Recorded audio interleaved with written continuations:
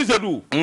fali n'a kɛra balable o tɛna kisi doni tama siga t'o la dɛ mais n bolo bugɔ ka doni ka bɔ ni sɛbɛn ye sɛbɛn min n'u ka Malien dépendant kanabla min ye Mahamadu Fofana ni ɲa ka sɛbɛn ye Mahamadu Fofana ko a ɲama a ko ɲɔgɔn ye min bɛ senna i k'a dɔn kuma bɛɛ lajɛlen de bara ka fɔ min ye dialogue inclusive i k'a dɔn kunun ko ɲɔgɔn ye kɛnyɔrɔ in na ayiwa sɛbɛnnikɛla dɔ ale ye kuma dɔ fɔ a bɛ n'a fɔ maa caman ye tasi ko kuma kan a ko dialogue national inclusive min daminɛna décembre tile 14 a bɛ senna min kɔni ye hakilina ye k'o da jira ɲɔgɔn na caman bara k'o de fɔ sɛbɛnnikɛla ko a k'i k'a dɔn ɲɔgɔn sɔsɔ ani ɲɔgɔn sama-sama o barika ka bon ko dɔw la kosɛbɛ nka kɔsa in na kunun ko min ye journaliste dɔ ye o ye kuma dɔ kɔni fɔ kɛnɛ kan maa caman ye tɛgɛrɛ fo la sabula a bɛ n'a fɔ a ye tarafata ni de fɔ a ko min ye awa premier ministeriya ye jɔyɔrɔ min bɛ premier ministeriya la hali a ka dabila Mali kɔnɔ a ko sabula min ye premier ministeriya ye n'a dabilala san o san a bɛ kɛ sababu ye sɛbɛn miliyari 80 o ka mara jamana fɛ ni premier ministre sigira i k'a dɔn kasabi min bɛ bila a ka nbala kɔnɔ ani taa kasagi ani bɛ makama min kɛ a k'i k'a dɔn a bɛ bɛn miliyari 80 de ma sa kɔnɔ a ko n'a dabilala dun a dabila ale yɛrɛ ye min fɔ k'a kuma sɔn ji la a k'o de jɛlen don a ko ni premier ministre sigira a sago tɛ gouvernement na sabula premier ministre ma sigi abada min zago de kɛra k'a fɔ ministre minnu bɛ sigi ale yɛrɛ de y'u wele k'u sigi wa a se b'a ye ni min ka baara ma diya ye a b'o fana wuli o premier ministre mana i k'a dɔn premier ministre mana sigi hali ministre sigili la i b'a ye k'a fɔ jamanakuntigi de bɛ tila ka sugandili kɛ ni k'a fɔ a ye nin da o bɛ kɛ sababu ye premier ministre ka baara ka fɛgɛya kosɛbɛ sabula kuma dɔw la ministre gana gɛlɛ dɔw bɛ yen u tɛ premier ministre yɛrɛ jate i k'a dɔn u n'a ti kuma dɔw yɛrɛ b'u datigɛ premier ministre la fo ka taa fɔ mandat banna i k'a dɔn u ka sira t'a fɛ sabula u b'a fɔ min y'i sigi o de ye ne sigi i k'a dɔn u b'u pa premier ministre yɛrɛ kunna pewu ka t'u ka kuma fɔ jamanakuntigi ye sabula ale de y'u sigi sɛbɛnnikɛla ko o bɛ jamana min na i k'a dɔn premier ministre ya kun tɛ a ko ka sababu kɛ min ye a bɔ fɛn de bɛ d'i ma i tɛ se fɛn min na wa premier ministre u kɛn bɛ bolokɔfɛnmaa ye an ka jamana kɔnɔ sabula jamanakuntigi n'a kuruna ka kuru kuma o kuma a ɲangata bɛ taa bi premier ministre de kan a bɛ sin k'o gɛn ten sɛbɛnnikɛla ko o bɛ ko min na i k'a dɔn o kɔni ye ko lankolon de ye a bɛ n'a fɔ premier ministre kɔni bɛ sigi jamanakuntigi fɛ ten a tɛ se ka fɛn dilan a tɛ se ka fɛn bɔ a la a k'o ye kawale min tɛ ka jugu kosɛbɛ premier ministre a ka baara ye min ye n'ale sigira jamanakuntigi bɛ danaya da premier ministre de kan n'o kɛra premier ministre de b'a ka ministrew sugandi o de ye jamana sɛbɛnw baara ye jamana sɛbɛn kan ka taa cogo min na a bɛ ten sariya ko ten nka anw ka jamana kɔni ye bolokɔfɛ jamana ye sabula premier ministre mana sigi jamanakuntigi da de bɛ hali directeur de cabinet sigili jamanakuntigi da b'o la yalima olu bɛ se ka premier ministre bonya ka da danga jumɛn na sɛbɛnnikɛla ko a ko tiɲɛ don a n'a ka kan a ko ni maa min ye jamana in da k'a lajɛ kɛwale minnu tun bɛ kɛ jamana in kɔnɔ fɔlɔfɔlɔ ani bi cɛ ka jan Ibri Boubacar Keïta tile a kɛra dengan dɔ tile i k'a dɔn a kɛra dɛsɛ tile san o san i k'a dɔn premier ministre kelen a sigi furadama ka n'a bila bi la premier ministre 6 de fɔra ɲɔgɔn kɔ i k'a dɔn hakaja o b'a jira k'a fɔ ko man ɲɛ ministre kɔni kuma tɛ a ko ministre kɔni bɛ falen i ko duloki a ko an bɛ juru min na ko bi an ka tiɲɛjala fɔ ɲɔgɔn ye n'a fɔra dialogue inclusive in ye tiɲɛ fɔ yɔrɔ ye min ni min man kan a ko tiɲɛjala dɔ kan ka fɔ premier ministre n'a ma ɲɛ k'a bɛ sigi ale de b'o sugandi nka premier ministre nagakɔrɔmaw min ye ministre tɔ ye premier ministre kan k'olu sugandi sabula baara min n'a b'a ɲini n'a ma ɲɛ a bɛ ɲininkali kɛ premier ministre de la nka ministrew ka ko e yɛrɛ da b'o la chef de cabinet da b'o la a ko yalama o ye ko ye min bɛ ɲɛ wa a ko an bɛ juru min na ko bi i k'a dɔn ni wulikajɔ ma bolo da joona an bɛ ka to an yɛrɛ la dɔ kɔni ye nin kuma in fɔ a i k'a dɔn kɛnɛ in kan nin kun ye sɛbɛn ye an ye min bɔ l'indépendant kɔnɔ a ka bi bɔli la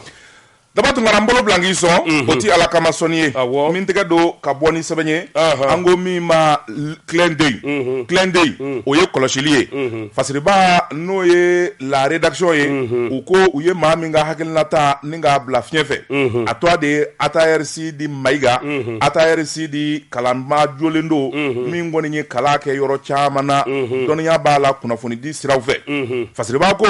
a ko fɛn min ye nin jɛ in ye a kumana a ye kuma min fɔ a ko Amadu Tumani Ture k'a ta 2002 la ka na bila 2012 la fɛn min ye Mali ye wuli ka jɔ ani kunnama min sɔrɔ a ko fɛn min ye ATT maa bɛ se k'i dusu gosi n'a ye k'a fɔ fɛn min ye jamana baarali ani jamana minɛko ɲuman o cɛn kana don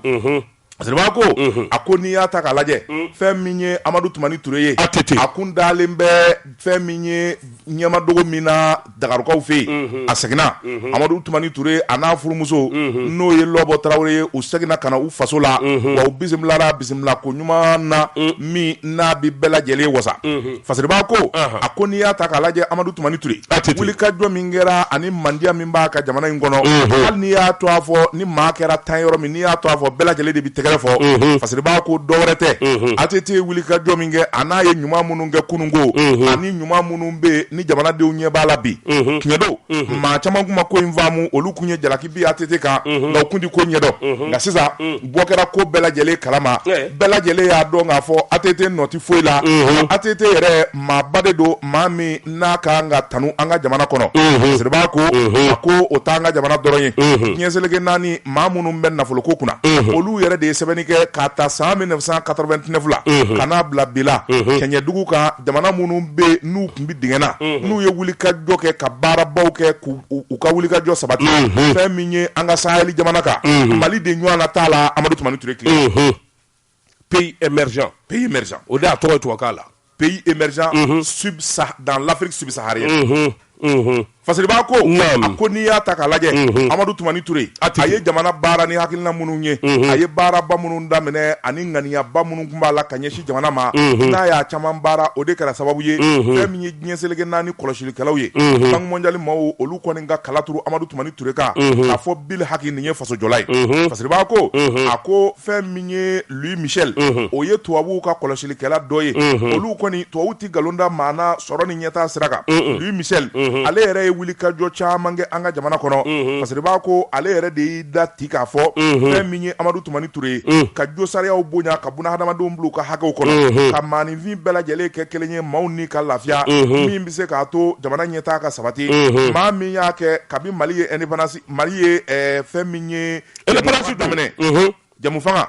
kabini indépendance aw ko démocratie mais a bɛ se ka kɛ indépendance o de don kabi Mali ye jamu fanga daminɛ Amadu Tumani Ture a ta in de ɲɔgɔn tɛ Fasiriba ko a ko ni hakili b'a la fanga minnu dɛmɛna gɛlɛyaba de tun bɛ jamanadenw ni ɲɔgɔn cɛ sama-samali kun ka ca Alifa Kile ni hakili b'o la kopo ni fɛn caman sigira minnu kɛra gɛlɛya ye hali bi an bɛ don min na ko bi jamana maracogo juguyali jamanadenw fɔli ɲɔgɔn kɔ n'u ka u bolo fɔ ɲɔgɔn kɔ Fasiriba ko o de kɛlen bɛ gɛlɛyaba ye jamanadenw ma bi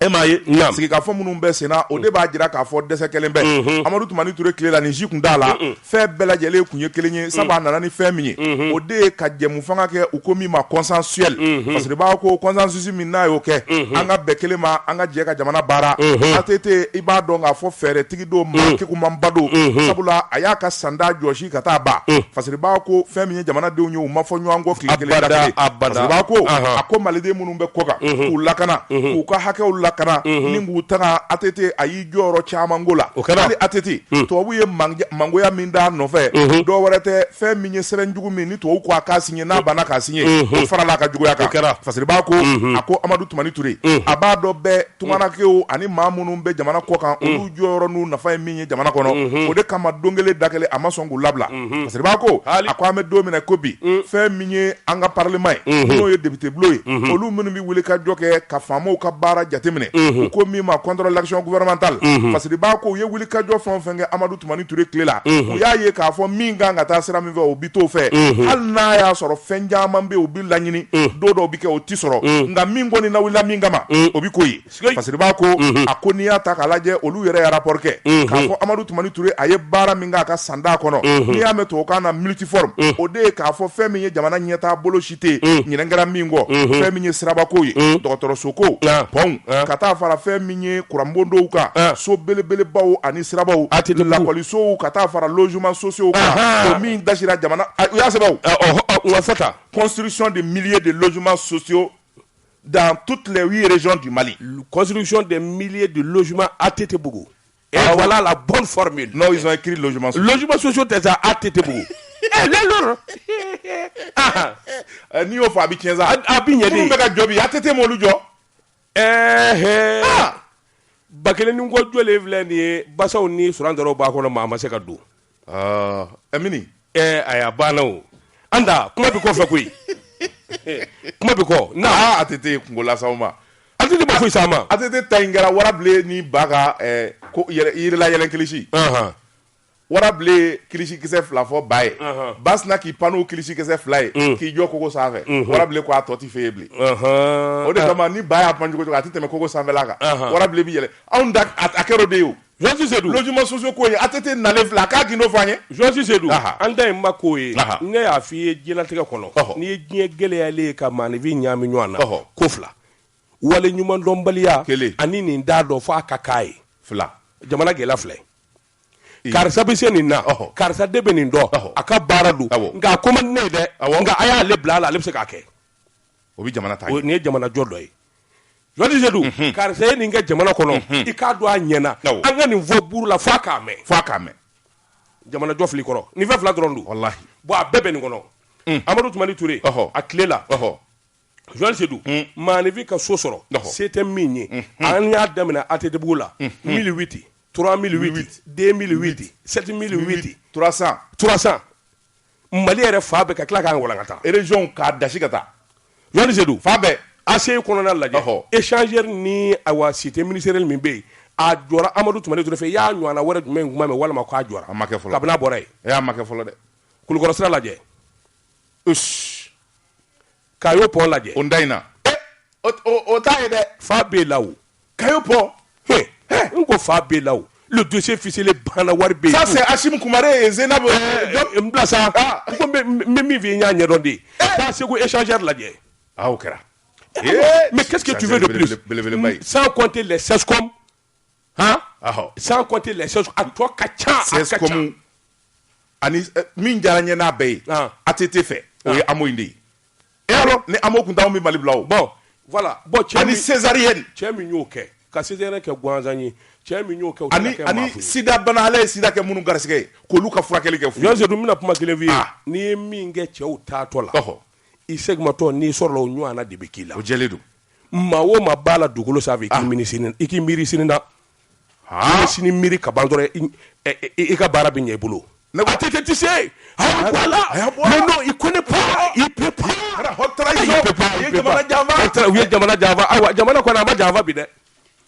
Wa tɛmɛnin kan an n'o sɛbɛkɔrɔ fɔ ka tɛmɛnin kan an n'o sɛbɛkɔrɔ fɔ an di sira neru taana min bɛ bɔ an da a kɛra de bɛɛ ɲɛna. Fo ni maa min ko karisa i bɛ nin min fɔ a man di n ye nka wulibali don naam sɛbɛnnikɛla ko a ko n'i y'a ta k'a lajɛ o dɔrɔn tɛ jamana k'a basigi fɛn min ye jamana kɔrɔnfɛla ani jamana caman cɛ k'a basigi Amadou Toumani Touré de y'a kɛ i kun b'a mɛn k'a fɔ fɛn min ye bamanjiya wale a bi fa bɛɛ lajɛlen fɛ fɛn min ye Mali ye i kun t'a mɛn k'a fɔ Mali kɛra batɛmɛsira ye Fasiriba ko o kuma t'a la naam i ka kuma tiɲɛ de n b'i ka kuma sɔn ji la Fasiriba ko a ko fɛn min ye Amadou Toumani Touré ye ale de ye fɛɛrɛw sigi sen kan hali waati min a dafɛ jamanaw y'a janfa sabula fɛn min ye Libi o kɛlɛcɛw nali min kɛra Mali kɔnɔ u y'a janfa de Fasiriba ko janfa min kɛra a bɔfan dɔnnen don maa minnu y'a janfa u y'a janfa kun min kama o dɔnnen bɛ Fasiriba ko hali waati min na u y'a janfa ATT ye kologɛlɛya bɛɛ lajɛlen kɛ kɛlɛ in n'a bi kɛ a ka da Kidali kɛlɛ in kɛra k'a dan dugu kelen Tesalit. Joasi Seydou n bɛ misali wɛrɛ d'i ma min ye G5 min n'an b'a kɛnɛ kan G5 min n'an b'a kɛnɛ kan Amadou Toumani Touré fɔlɔ de ye nin ye a ye farafin jamanaw wele fɛn min bɛ ne ka jamana kɔnɔ bi Niger Burkina Tchad Mauritanie Algérie n'an mana min bara ka ɲɛsin ne ma bi n'an mana a kunbɛn n'an m'a kunbɛn ɲɔgɔn fɛ n'a walankatala a bɛ kɛ dɛsɛ ye a bɛ cogo di bi u m'a lamɛn o m'a lamɛn bi a bɛ cogo di G5 ma sigi sen kan G5 sigira wa u m'a lamɛn min k'a bɔlɔlɔ sera u bɛɛ ma bon écoute Côte d'Ivoire attentat kɛra Bassam dama Burkina kɛrɛfɛ Niger Sénégal Mauritanie kɛrɛfɛ Tchad yarɔ Niger ni Burkina kɔni tɛ olu kɛra filekolo tile de o ma n'u kun nana i ka kuma in hakili b'a la don Alain Fokade y'a ɲininka mais justement mais mon frère c'est-à-dire que mais o m'a mɛn n ko tu n'as pas besoin k'a fɔ k'i kalanna walima i b'i ko dɔn Amadou était i hakili to ko kɔrɔw la dɔrɔn il était un visionnaire a bɛ kɛ mɔgɔw ɲɛna ko i ye suba de ye il était un visionnaire il a fait la Sorbonne Sorbonne ATT yɛrɛ ma kalan jan kɛ Sorbonne de bɛ fɛn ɲɛ jamana in mara lycée de Badala la i kɔrɔ yan ka taa sɔrɔsiya kalan Joasi Seydou k'a dɔn kalandenw u ye dimi don a la fɛn bɛɛ lajɛlen ye i k'a dɔn Dakar de ye awɔ naam sɛbɛnnikɛla ko a ko fɛn min ye ATT tile basigi de donna jamana marabolow bɛɛ lajɛlen ni ɲɔgɔn cɛ ka jamana ɲaami bi kɔrɔnfɛla ni cɛmancɛ ani tilebifɛla k'a bɛɛ lajɛlen ɲaami ka don ɲɔgɔn na ka maliden bɛɛ lajɛlen hakili wuli k'a jɔ taafan tɛ nafan tɛ fasiriba ko n'i ye Mali yɛrɛ carte lajɛ bi i b'a ye n'i y'a sarada 90 bɛɛ lajɛlen o kɔni maa tɛ se ka t'i yaala ye k'i hakili latigɛ fasiriba ko a ko fɛn min ye Amadu Tumani Ture ye malidenw b'a ko kasi kɛ bi fɛn min ye wulikajɔw ye ani taama minnu kɛra ka ATT kunbɛn a n'a ka kan fasiriba ko fɛn min ye dankɔrɔba in ye faso kanu b'a la o dogolen tɛ sabula Ala ye diɲɛ fɛn bɛɛ lajɛlen d'a ma o n'a ta bɛɛ ATT ma ban faso in na a ye wulikajɔ kɛ ni k'a ka denbaya bɛɛ lajɛlen cɛ fɛn o fɛn n'a taara n'a ye Dakaru hali a ka tasalenw a y'a bɛɛ cɛ a n'a mɔdenw bɛɛ kana Bamako tuguni a kɛra ni ne k'a ye ne tɛna o a bɛna mina mun ɲini yan a tɛna mun ɲini yan mun b'a bolo Dakar ka tɛmɛ Mali kan et c'est ça être un homme a Dakar a bonyalen don ni maaw y'a u bi girin a kan Joël Cissé-Dou n'i y'a fɔ ATT bi Mali bɔli bolo la ali Mali ɲɛta i b'i jɛ n'a an k'i da misiriba da la k'i kantigɛ wallahi a bɛ jɛ n'a ye ko t'i kɔrɔ nin ye a limaniyalen don anw sɛgɛnna anw ɲanina a limaniyalen don le Mali d'abord Mali d'abord anw ɲani f'i ye o pour le bonheur et l'honneur du Mali attention kuma min coup d'état kɛra u y'anw wele don o don ani sakibaw bi giringajɔ la ka yɛlɛ kita aw ye o a bɛ kati interview don o don a b'a fɔ dɔ bi ko tolérance zéro ka tabali gosi ne ni n kɔrɔ Jose radio ɲɛta anw sigi mɛ ɲɛfɛ tabali kan f'a daji bɛ sɛri ka k'anw kan a ko ne ma ko an ka taa ko mobili natɔ don an nɔfɛ n ye min f'i ye a don n bɛ segin a kan bi e ko i tɛ taa n ko nɔgɔ nin ye bilikanboli de ye ne tɛ taa e ko i tɛ taa tiɲɛ tɛ a bɛ laban ka segin tiɲɛ ma ne y'o fɔ e ye an b'o kɛnɛ ka bi a don ne ko daba ko nin daba ye naloma ye koyi maa min bolo n y'a ɲɛdɔn de ye musokɔrɔba ye min fɔ n ye n bɔtɔ Segu n b'a ka n ma sira in bila koyi tiɲɛ segin ma n y'a ɲɛdɔn de tiɲɛ segin ma i bolo Cissé-Dou ne bɛ n bolo bɔgɔ ka don a don n b'i bɔ ni sɛbɛn ye sɛbɛn min n'u k'a ma l'indicateur de renouveau o don min ye Maliki Jalo Janɛmɛ Maliki Tuama a ko Assemblée nationale tile fila in na i na wulikajɔ banbɛ wulikajɔ min n'a talen bɛ ka ɲɛsin député fila ma Joël Cissé-Dou ayiwa i k'a dɔn min ye Bakari Togola ye i bɛnkɛ Bakari Togola i y'a dɔn a bɛɛ da k'a bolo bi a bilara Bakari Togola ni bilali kɔni tɛ ka diya a ye jɔnni ju da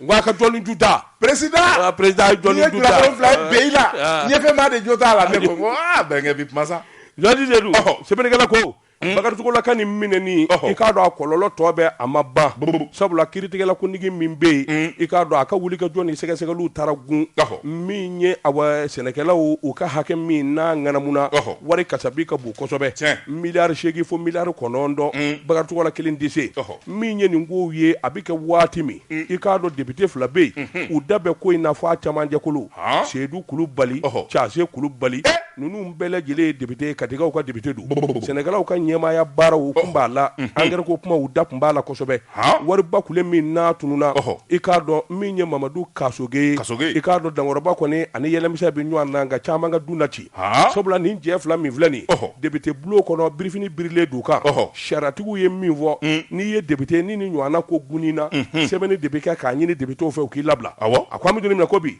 min kun ye ɲini fɛ a kɛra a bɛ waati jan bɔ Assemblée nationale la u mɛnna munumunu ni tuuru ni taara la nka an bɛ don minɛ ko bi kununko yɛrɛ députéw ye ɲɔgɔn ye ba dɔ kɛ ɲɔgɔn ye senfɛ sa u nana jɛkulu sigi sen kan jɛkulu min n'u k'a ma ko comité ad hoc o bɛna min kɛ i y'o dɔn commission ad hoc o de bɛna jateminɛ kɛ ninnu maa fila kɔni u bɛna di u faabaw ma sa cogo min na ka bɔ député ya minɛn kɔnɔ u dabali de tigɛlen don yɔrɔnin kelen dans un pays sur il le faut mais olu yɛrɛ ni ne yɛrɛ ninnu ye réellement n'a jɛlen don n'a tɔgɔ donna vous même vous demandez a yɛrɛ bɛ taa bɔ aw yɛrɛ a yɛrɛ de bɛ taa bɔ a yɛrɛ kan bon ne jɛlen don nin fɔra ma a y'a bɔ n ka taa n yɛrɛ jɛya ça c'est dans un pays sérieux mais n'i ma jɛ dun mais n'i ma jɛ a bɛ bɔ i ka kɛ k'i da kɛ abattoir ye k'a ti po an bɛ saraka bɔ ka dabali kɛ ka assemblée président siri ani kasoge siri a ti b'u kan f'a ye la o kasange fɛ e ko jɔnni jɔ i ye nin dɔn i ka mɔɔw tɛ de Kati tebito de Katikaw a banna koyi Seydou Kulubali Case Kulubali sɛ jɛma woro jɛma dankun ni walawala u b'a bila sisan u bɛ dossier bila a banna qu'est-ce qui te croit sɛ jɛma mi jɛma misi fima u sera bɛlɛdugaw de ma sisan Jean Sedou diɲɛ fɛn o fɛn bɛ yen k'a bɛ se diɲɛ fɛn bɛɛ la Jean Sedou diɲɛ fɛn o fɛn bɛ yen k'a bɛ se fɛn bɛɛ la o ye hakɛ ye hakɛ bɛ se diɲɛ fɛn bɛɛ la dugukolo sanfɛ non o to yen ka sarakati bɔ t'o minɛ foyi t'o minɛ hakɛ kɔni Jean Sedou t'i to yen abada i bolo don daga tuma ne min tɛgɛ don min bɔ ni sɛbɛn ye an ko min ma le wagadu fasiriba n'o ye Cheikh Bugunda Cisse ye nin y'a ka sɛbɛn ye Cheikh Bugunda Cisse ko fɛn min ye wulikajɔ ani cɛsiri ye n sɛbɛn bɛ n ka foro ma ni jiriw m'a dɔn wa b'a dɔn Mahamani Babi a taara ka bila jɔyɔrɔ kura min na u k'o de ma Caisse nationale d'assurance maladie n'o ye AMO ye fasiriba ko a ko n'i y'a ta k'a lajɛ Babi ye wulikajɔ min kɛ kalo damadɔ dama o kɔni kɛra sababu ye ko caman bɛ yen minnu kun gɛlɛyalen bɛ minnu balanin bɛ olu ka bɔ sen na hali waati laban in na wulikajɔ ni kɛlɛ min daminɛna k'a fɔ pharmaciens fɛ k'a fɔ AMO kɔni u ti fura feere bilen dɔ wɛrɛ tɛ ko caman ne b'a jukɔrɔ sabula Babi nafaradama ka se bi ma a ye fɛɛrɛ kura minnu tigɛ ani taabolo kura minnu b'a bolo o bɛna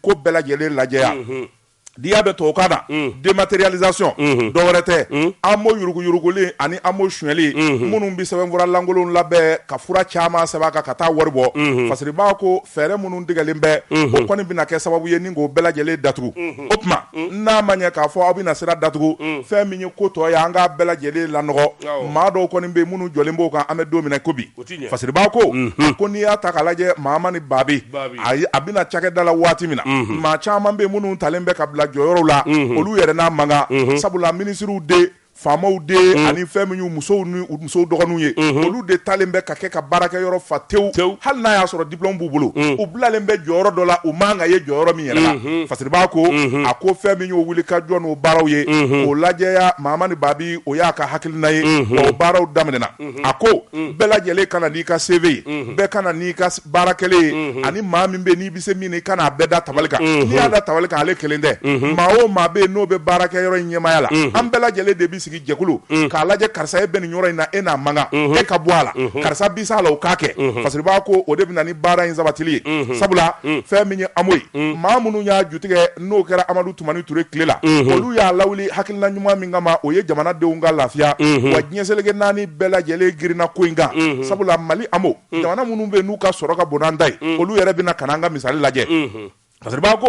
a ko n'an y'o ta bala a bɛ kɛ sababu ye fɛn caman bɛ yen o ka lafiya jamanadenw bolo fasiriba ko a ko fɛn min ye nin minisiri kɔrɔ in ye min tun bɛ baara ko kunna an bɛ don min na ko bi ale kɔni ye kanamu baarakɛla bɛɛ lajɛlen kɛ kelen ye bolojan ni bolosurunko t'a la maa min ka kan i bɛ taa n'o ye sabula fɛn min ye cakɛda in ye a sigira o de kama fasiriba ko a ko n'i y'a ta k'a lajɛ fɛn min ye yɔrɔ dɔw bɛ yen minnu kɔni ni nafolo camanbaden bɛ bɔ yen fɛn min ye Mahamani Babi ye a y'a jira k'a fɔ fu kan ka siro danna wari bɛ taa janjanga wɛrɛ fɛ yɔrɔ caman na ko min ma poste de dépense fasiriba ko a ko camanba de kan ka b'o la kanamu yɛrɛ baarakɛlaw bɛ wari min da u ka nagakɔrɔ ani wari min bɛ porokotow bolo a ko fɛn min ye worobinɛ o de ka datugu fasiriba ko a ko n'i y'a ta k'a lajɛ fɛn min ye kanamu ye Babi bɛna waati min na wari min kun balannen bɛ a bɛ t'i jɔ sɛfɛ wari miliyari 26 la fasiriba ko a ye wulikajɔ ani dekun min da ka da baarakɛlaw kan o kɔni kɛra sababu ye a y'u dɛrɛli min kɛ wariw k'a ɲini ka n'a bila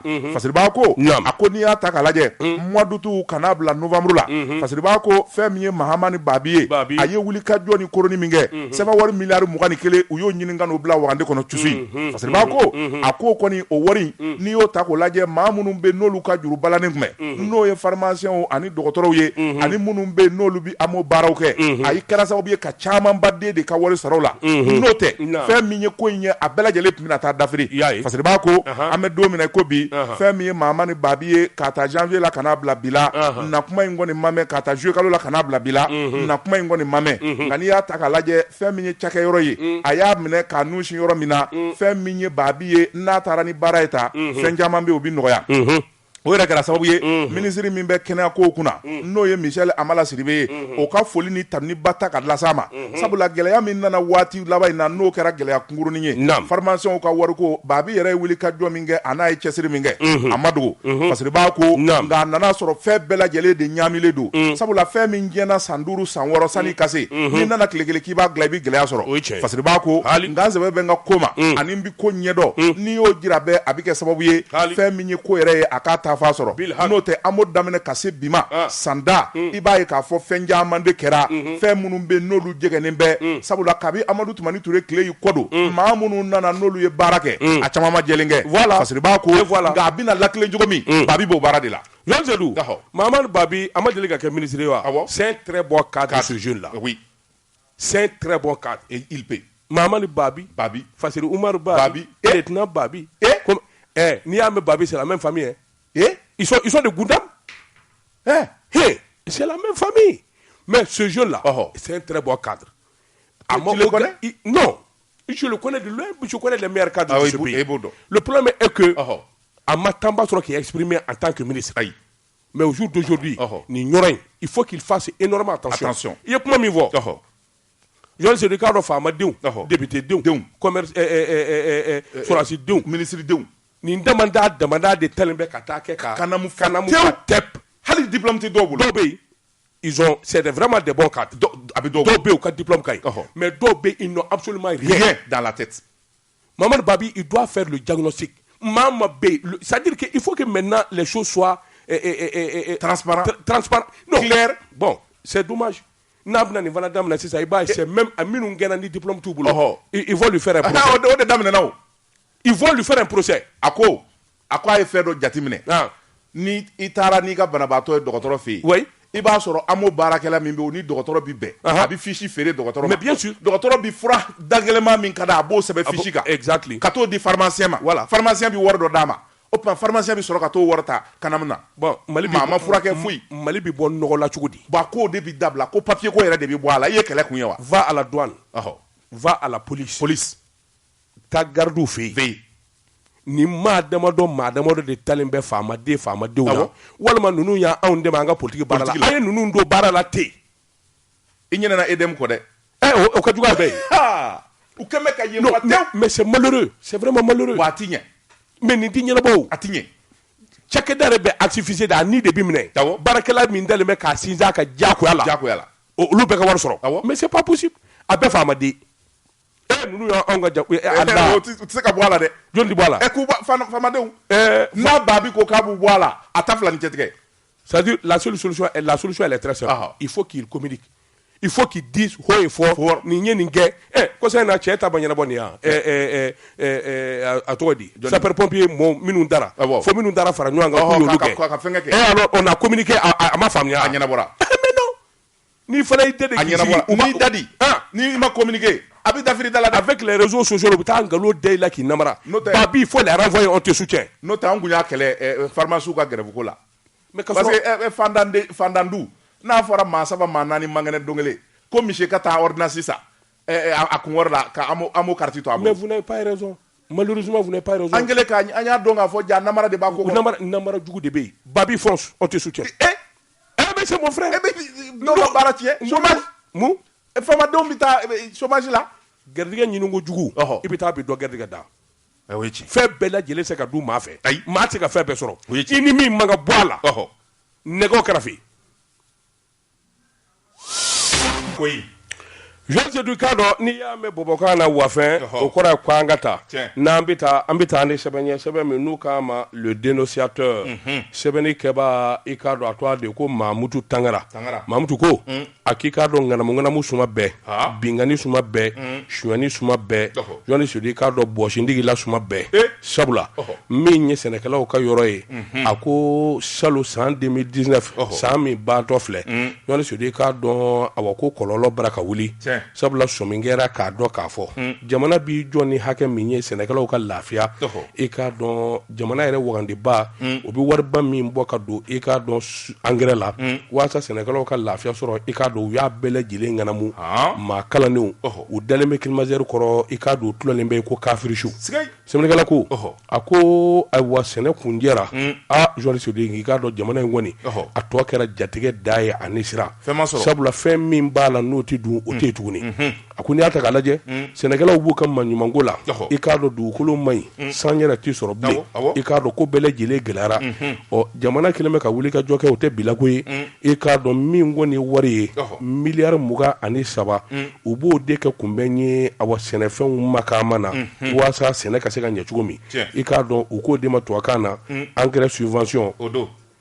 Joasi Sedou a ko n'i y'a ta k'a lajɛ min ye engrais salon min ye 100 o 100 45 o ma se a seyɔrɔ la hali bi n'a ka bi ka sababu kɛ min ye foroba baarakɛlaw ye ka taa se CMDT ŋanaw ani ministère de l'agriculture i k'a dɔn olu de dan bɛ nin bɛn ka an ŋanamu a ko collectif des paysans Kucala min ye sɛnɛkɛlaw ka jɛkulu min bɛ Kucala ani yɔrɔ wɛrɛ i k'a dɔn olu kɔni ye kuma in fɔ u da la panbara u y'a jira k'a fɔ min kɔni ye yɔrɔ dɔw ye i k'a dɔn engrais kisɛ kelen u m'a y'u ɲɛna a ko n'i y'a ta k'a lajɛ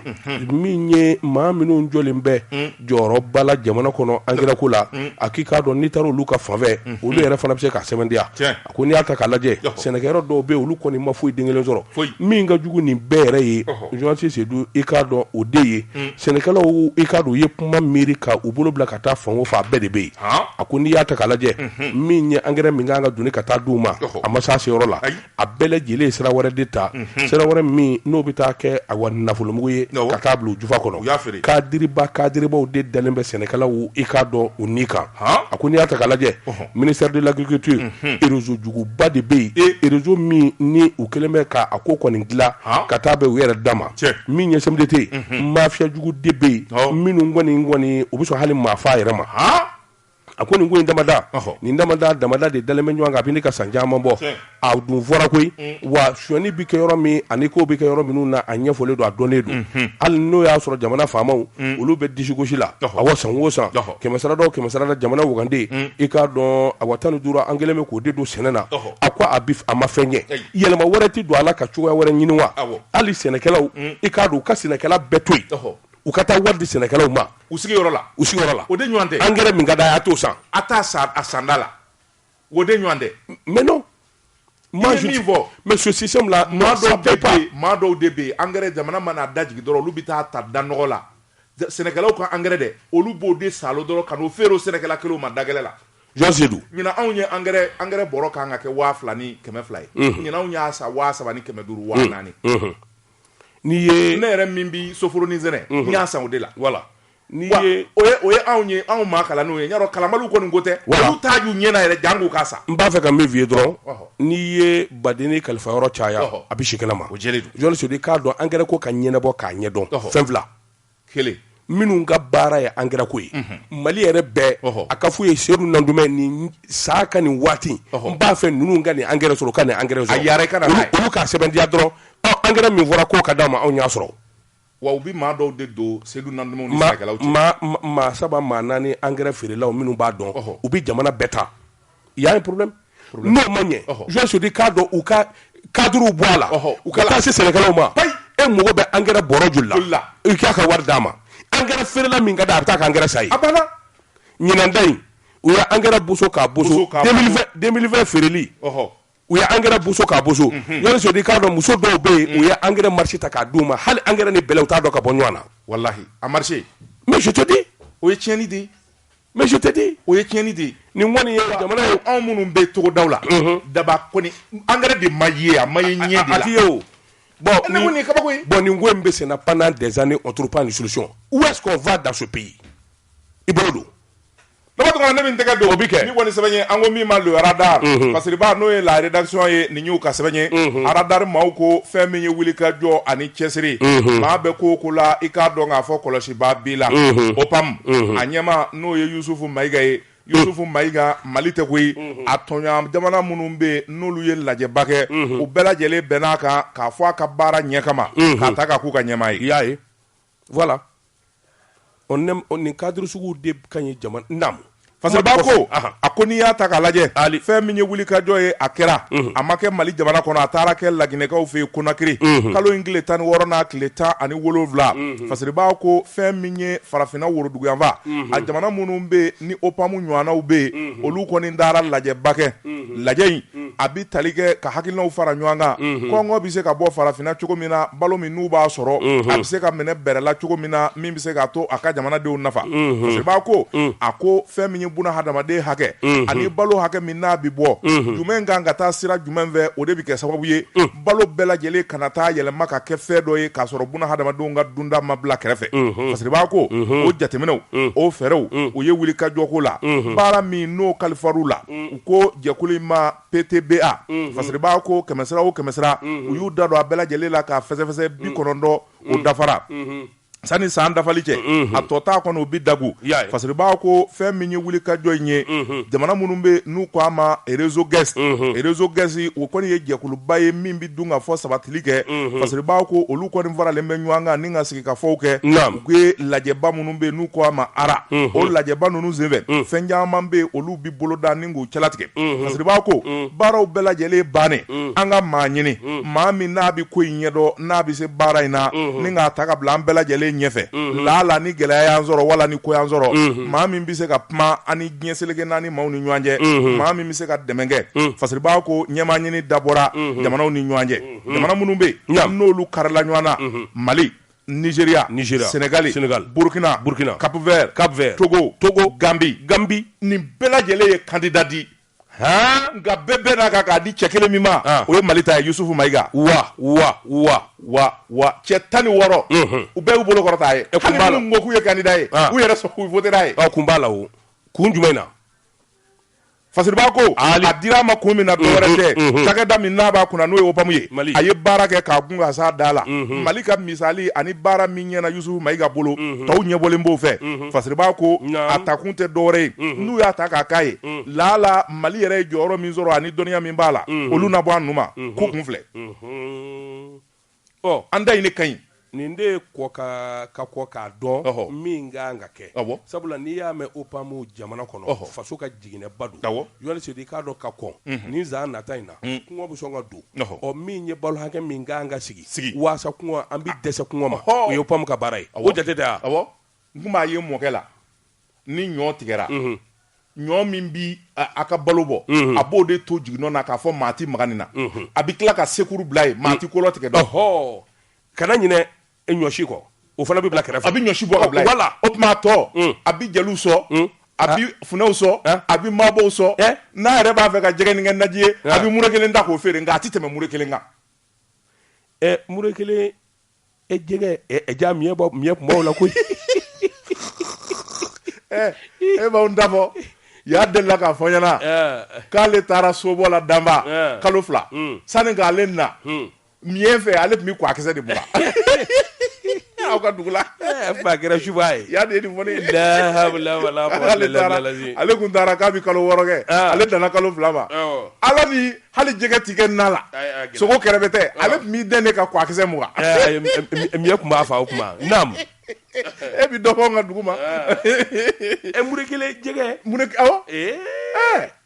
o kɔni ye k'a suma k'a la ye awɔ don naam Fasiriba ko a ko n'i y'a ta k'a lajɛ fɛn min y'o wuli ka jɔw ye an ka Mali a ye nin hakilina bɛɛ lajɛlen dafa Fasiriba ko fɛn min ye OPAM ye an ka cakɛda minnu bɛ yen n'o ye commissariat sécurité alimentaire ye ka fara an ka jamana waganden minnu bɛ yen n'o y'u ka magasinw ye k'a bɛɛ lajɛlen sɔnsɔn balo la ka balo san balo da ka di waati min na ka taa mara ye maa ti ko latigɛ dɔn ni gɛlɛya nana k'a labɔ jamana bɛ se ka ba sigi cogo min Fasiriba ko OPAM de b'o baara la sabula ni hakili b'a la kɔngɔba dɔw delila ka bin an ka jamana kan kɔngɔ minnu nana gɛlɛya kosɛbɛ f'u taara ɲɔbilen bɔ yɔrɔ dɔw la ka na di en 72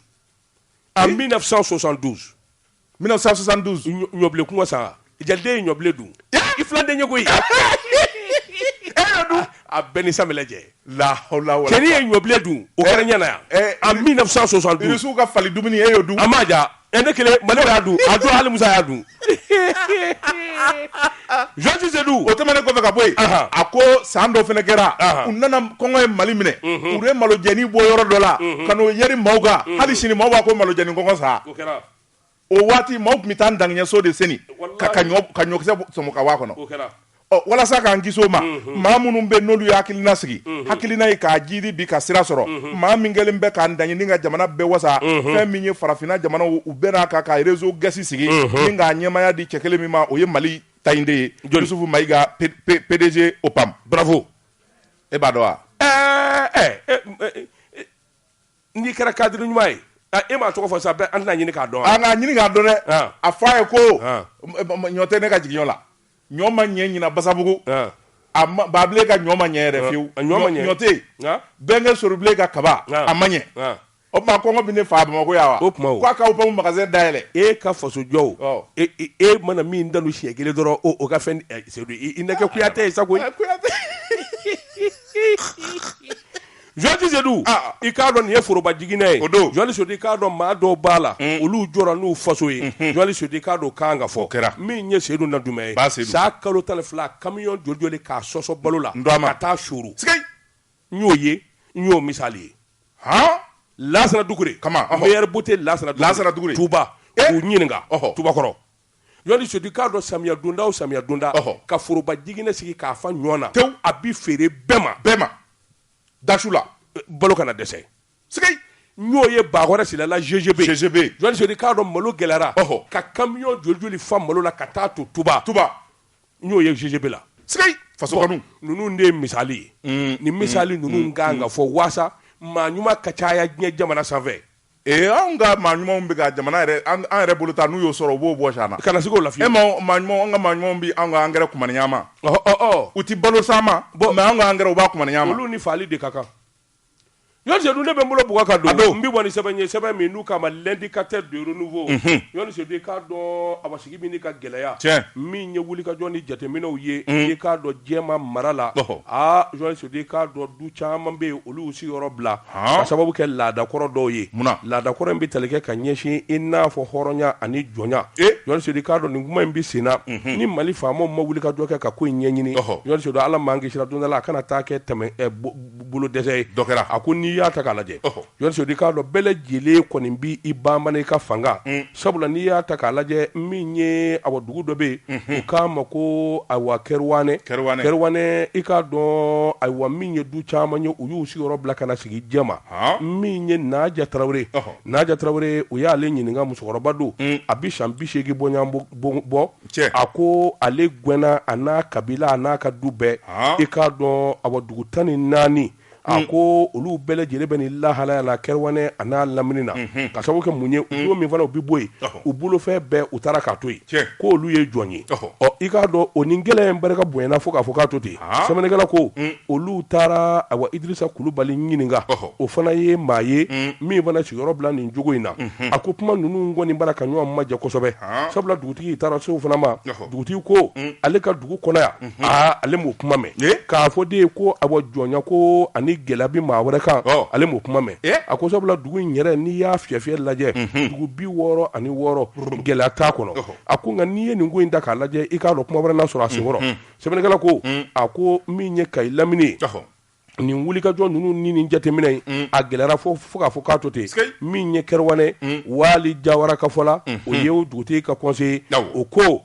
nin ko in kɔni a fanga bonyana olu yɛrɛ kɔni bɛ kuma in mɛn kunnafoni di siraw de fɛ nka k'a fɔ olu ka dugu kɔnɔ nin ɲɔgɔnna ko bɛ yen a bɛ gɛlɛya nka a mana tigɛ Dawuda da la fɛn o fɛn n'i m'a ɲɛɲini i k'a dɔn a bɛ gɛlɛya a ko in yɛrɛ ka se nin yɔrɔ in ma a ko nin tɛ siɲɛ fɔlɔ ye sabula dugu kelen mumɛ olu bɛɛ lajɛlen jɛla ka wuli i k'a dɔn nin jɔnɲɔgɔnko kuma in ani nin hɔrɔnyako kuma in i k'a dɔn ninnu ye kawale kɔrɔbaden an ka jamana kɔnɔ laadakɔrɔbaw don n'i ye ko ta k'u lajɛ a ko Wali Jawara kɔni y'a jira k'a fɔ nin ko min filɛ nin ye fɛn o fɛn bɛ se ka nin ban o de ye sigikafɔ ye fo dugu den bɛɛ lajɛlen de ka sigi ka kuma a ko n'o tɛ n'i y'a ta k'a lajɛ Jawaraw ani Kulubaliw olu ka jɛ u tɛ bilako ye kabini olu bɛnbakɛw kabini olu mɔkɛw u bɛ sigi duman na i k'a dɔn u bɛ ɲɔgɔn bonya fɛn caman b'u ni ɲɔgɔn cɛ nka nin ko in kɔni se bi a n'a kɛ bi ko fana ye nka n'i y'a ta k'a lajɛ min ye jɛma sɛrɛkili kɔni ye ko in fanga ka bon yen kosɛbɛ sabula waati yɛrɛ kɛra faamaw y'u da don a la a kuma kɔni k'a to dɔ la ka n'a bila bila dɔ de bɛ fara ka fɛn di bɔ a la fo ka taa jɛkulu dɔ sigi association nga banna a ko n'i y'a ta k'a lajɛ o kɔni bara ka wuli ka jɔba kɛ yɔrɔ minnu fɔlen filɛ nin ye association in kɔni kɛlen bɛ k'a dili don yen kosɛbɛ ka kunnafoni di mɔgɔw ma ka mɔgɔw ladɔnniya nin kun ye sɛbɛn ye an ye min bɔ l'indicateur de revue kɔnɔ a ka bi bɔli la daba tun kana ni bɛɛ tori gɛnfɛn bolo dɔ ta bi taa ni ye min tɛgɛ don ka bɔ ni sɛbɛn ye an ko min ma la sirène fasiriba n'o ye Abdaramani Dugure ye nin y'a ka sɛbɛn ye Dugure ko fɛn min ye Mali ye a ko bɛɛ lajɛlen turulen b'a kunkan nin silamɛ jamana ye fɛn min ye an ka stations ye Total ani Oryx o bɛɛ lajɛlen kɔnɔna yɛlɛmalen bɛ ni ka kɛ gulɔ feere yɔrɔ de subuhu awɔ ayiwa fasiriba ko a ko n'i y'a ta k'a lajɛ fɛn min ye Mali station kura ninnu ye Total ni Oryx maa b'i yɛrɛ la ɲininka ni danfara b'u ni gulɔ feere yɔrɔ cɛ sabula an bɛ don min na ko bi station dɔnna ni min ye o kɔni ye taji ni tulu feereli ye bolimafɛntigiw ma fasiriba ko nka ko kura nalen bɛ fara a kan u kɛlen bɛ ka alimentation dayɛlɛ u ka station galaka la alimentation in n'i donna a kɔnɔ fɛn min bɛ yen n'o bi feere ka caya o de ye gulɔ ye fasiriba ko gulɔ sugu o sugu gulɔ farimanbaw minnu yɛrɛ bi maanifin ɲɛnamini fasiriba ko o camanba de bɛ min kɔni de bi feere nin station ninnu kɔnɔna na o t'a la kojugu ye a feereli dɔrɔn tɛ zeniw n'an bɛ min fara a kan u kɛlen bɛ ka gulɔmiyɔrɔ yɛrɛ de labɛn fɛn min ye station ninnu kɔnɔ n'i nana i b'i fa gulɔ de la i kɛlen ka carburant ta i b'i fa gulɔ la ka sɔrɔ ka don mobili kɔnɔ ka siraba ta n'u y'o yɔrɔ k'a la o man ɲi nka sumalennin kelen di yan i b'a ka essence talen ko i b'i kan ni ja n'o ye o t'a la ko timima wa kunama in de minnu bɛ kunama min bamanan n'a ɲɔgɔnnaw a man ka kan ka sumalen ni siyɛnɛ tɛ ka taa n'u yɛrɛ bamanan kɛra mɔri ye o kɔlɔsi dɔ bɛ bamanan bolo sisan fɔta ni kɔlɔsi dɔ bɛ bamanan bolo n'a y'o fofoli daminɛ n'a ko bamanan e bute la bilen ni ko k'i bɛ kɔlɔsiba in doni a jo b'a la o ne y'a fɔ a ye o kɔlɔsi dɔ b'a ka gulɔkiba in pɔsi kɔnɔ a tubira sa koyi kan ni min waati daminɛ a ye o ye ni tafu bilenman d'a kan kɔrɔ sɛbɛn dɔ cɔrinin b'an gɔnɔ kɔrɔ tulufinma dɔ ni furamugufinma dɔw b'a bolo ne ko a ma he n ka jɛ e tɛ Tunisie sɛgɛrɛ a y'a bɛɛ tigɛ k'a mɔriya a y'u bɛɛ bɔ a kan na naam tafu ni baga min kun b'a cɛrɔ ne ko bamanan nin bɛɛ ye doni ye nin bɔ i ka t'i furakɛ n'a ye kilisiw fɔli daminɛ n'a b'i sen ta k'o da a bɛ kilisi dɔ fɔ ne ko bamanan t'i furakɛ n ti mago ɲɛ a la ayiwa naam sɛbɛnnikɛla ko a ko min y'a la masiba ye o de ye fɛn min ye maa minnu bɛ yen n'olu bi gulɔ min ka sin ka don mobili kɔnɔ essence talen k'u bila sirabaw kan fasiriba ko o de bɛ na ni kɔlɔlɔ camanba de ye sabula dɔw bɛ yen olu b'u min ka dama tɛmɛ yɛrɛ fɛn min ye siraba sariyaw dun ye olu kɛlen bɛ k'a sɛbɛkɔrɔ kɔn hali gulɔ misikara jarati n'i y'a min i man ka bolimafɛn boli sabula kɔlɔsibaliya ani i bɛ se ka bɔ i hakili kan ko caman bɛ yen i bɛ se ka taa kɛ ɲangata dɔ sababu ye wala dɔw yɛrɛ bɛ se k'i sɔrɔ fasiriba ko siraba kan boli ale ni hakilisigi de ka kan o kɔfɛ man ye ala kɔnɔguwa ko ye o de ye denmisɛnnin fitininw ye denmisɛnnin fitinin caman bɛ yen minnu kɔni b'a dɔn k'a fɔ fɛn min ye gulɔso dɔw bɛ yen u ti yenna sɔrɔ olu kɛlen bɛ k'u taa yɔrɔ kɛ station ye olu kɔni bɛ t'u ka motow jɔ station da la dɔrɔn ka don ka u k'a kan wala u kan k'olu de kɔli c'est à dire que les mineurs là on doit pas les vendre kelen feerefɛn tɛ n'i y'a san c'est pas à consommer sur place voilà ça c'est non écoute consommation yɔrɔ yɛrɛ tilalen b'a kama o man kan ka kilimu dɛsɛ a la feere yɔrɔ an karamɔgɔ y'o fɔ an ye Usumani Madara Sherif Hayidara dulɔ feere yɔrɔ tɛ o hali n'i nana dulɔ feere e ka da la n'e t'a min i ka mun b'a la clash mais c'est tout c'est simple comme bonjour mon frère tonton Ndiaye ko k'an ka fɔ ko o clash bon o clash ni dulɔ nana feere e ka so da la e tɛ dulɔ minɛ ye e maa t'e ka so min b'a min a bɛ mun diɲɛ ye i ka fɛn t'a la n'i ye dulɔ feere n'i taara bila kuluba sanfɛ kulu in sanfɛ Sugunikura kulu in sanfɛ minnu b'a min u bɛ yɛlɛ ka taa san yen dama donc les stations tout ce qu'on peut il faut réglementer denmisɛnnin ka n'a san n'i y'a san a ti min ye voilà kalash ça c'est dans tous les pays développés mon frère sɛbɛnnikɛla ko a ko n'i y'a ta k'a lajɛ fɛn min ye an bɛ don min na ko bi maa caman bɛ yen minnu bɛ station ko la olu kɔni kɛlen bɛ k'u ka sɔrɔ walasa ka dɔ fara a kan u kɛlen bɛ ka nin ko in sigi nka a kan ka jateminɛ sariyaw de kan ka k'a la min b'a to fɛn min ye ko in ye a kana taa kɛ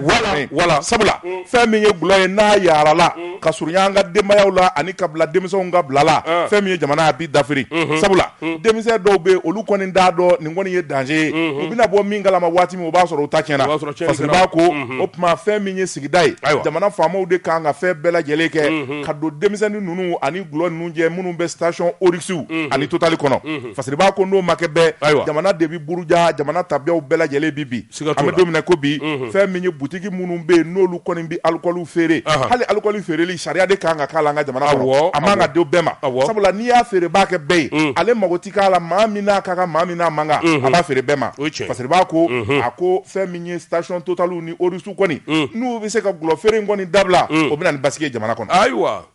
kunnafoni filɛ nin ye an ye min fɔ la sirɛni kɔnɔ a ka bi bɔli la jɔn tɛ waati n'a ka waati ma se bi ta an b'a bila yan an bɛ taa an da ɲanga don e frère mun bɛ yen ye Kalaban